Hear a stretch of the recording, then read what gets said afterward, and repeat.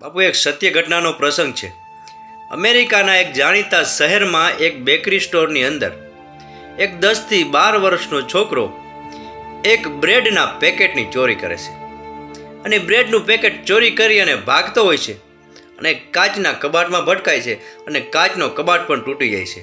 એટલે દુકાનવાળો એ છોકરાને પકડી અને પોલીસના હવાલે કરે છે અને પોલીસ લોકો એને જેલમાં પૂરી દે છે અને આ છોકરા વિરુદ્ધ કોર્ટમાં કેસ ચાલે છે અને એ છોકરાને કોર્ટમાં રજૂ કરવામાં આવે છે અને જજ સાહેબ એ 10 થી 12 વર્ષના છોકરાને કહેશે કે તે બ્રેડના પેકેટની ચોરી કરી છે.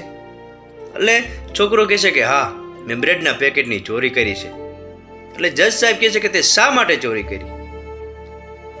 એટલે એ 12 વર્ષનો છોકરો એમ કહે છે કે મારી માં છેલ્લા 15-20 દિવસથી બીમાર છે અને જ્યાં કામે જતી હતી બીમારીના કારણે એ લોકોએ મારી માને કામ ઉપરથી કાઢી મૂકી છે અને મારી માં છેલ્લા 15 દિવસથી બીમાર હોવાના કારણે હું પણ મોટર ગેરેજમાં કામે જતો અને ત્યાંથી મેં રજા લઈ લીધી અને મોટર ગેરેજવાળાએ પણ મને મારી નોકરી ઉપરથી કાઢી મૂક્યો છે. અત્યારે હું અને મારી માં બંને બેરોજગાર છીએ. અમારા ઘરમાં અનાજનો એક પણ દાણો નથી. છેલ્લા 2 દિવસથી મારી માએ દવા પણ પીધી નથી, કારણ કે દવા ભૂખા પેટે સી રીતે પાવી. એટલે મારે ન છૂટકે ચોરી કરવી પડી. અને ત્યારે જજ સાહેબ કહે છે કે તારે ચોરી શા માટે કરવી જોઈએ? કોઈની મદદ લેવી જોઈતી ને? એટલે છોકરો કહે છે કે જજ સાહેબ, હું સવારના 7 વાગ્યાનો મારે ઘરેથી નીકળો છું અને અત્યાર સુધીમાં મેં 20 થી 25 લોકોને મદદ માટે વિનંતી કરી છે અને હાથ ફેલાવીને એને વિનંતી કરતો, પરંતુ દરેક લોકો મને હાથનો ઈશારો કરીને આગળ વધવાને કહેતા હતા અને ના છૂટકે મારે આ ચોરી કરવાનો નિર્ણય લેવો પડ્યો છે.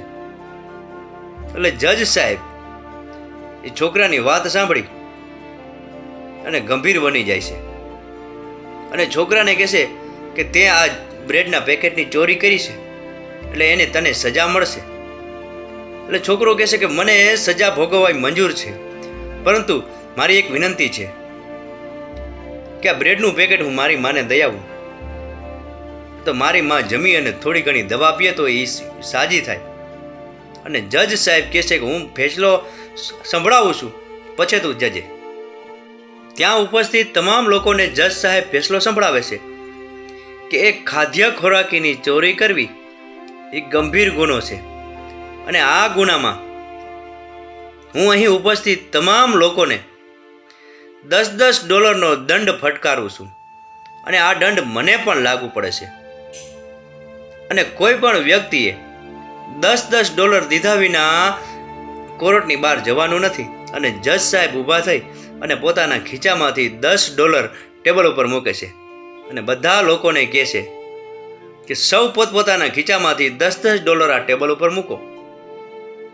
અને બધા જજ સાહેબનો ફેસલો સાંભળી અને આશ્ચર્યમાં પડી જાય છે અને કહે છે કે આપણા દેશની અંદર